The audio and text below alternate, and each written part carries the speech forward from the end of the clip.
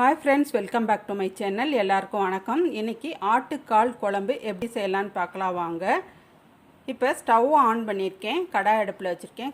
இதில் கொத்தமல்லி விதை, சீரகம், காய்ந்த மிளகாய், பட்டை, கிராம்பு, ஏலக்காய் ரெண்டு போட்டு நல்லா வறுத்து எடுத்துருங்க. ஒரு தட்டில் போட்டு ஆற வச்சுருங்க. அடுத்தது அதே கடாயில் தேங்காய், தக்காளி, சின்ன வெங்காயம், கொஞ்சம் நல்லெண்ணெய் ஊற்றி அதையும் நல்லா வதக்கி எடுத்துருங்க.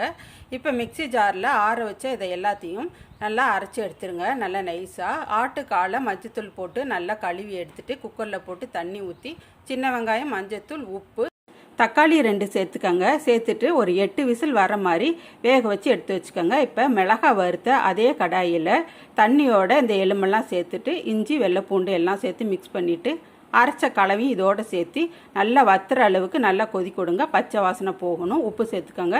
குழம்பு நல்லா வத்திருச்சு. இப்போ கரம் மசாலா, கருவேப்பிலை, கொத்தமல்லி, நல்லெண்ணெய் ஒரு குழிக்கரண்டி அளவு சேர்த்து பரிமாறலாம். இப்போ இதை ஆப்பம், இடியாப்பம், தோசைக்கு எல்லாத்துக்கும் சாப்பிட்லாங்க.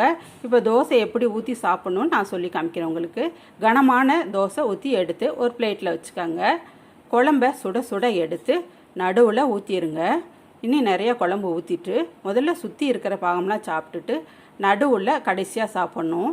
இப்போ தோசையை பிச்சு எப்படி வெந்திருக்குன்னு காமிக்கிற பாருங்க. சூப்பராக வெந்திருக்கு. இப்போ இந்த சமயத்தில் இந்த மாதிரி மசாலாவோட தோசை சாப்பிட்டு பாருங்கள். இப்போ எலும்பு எப்படி வெந்திருக்குன்னு காமிக்கிறேன் பாருங்கள்.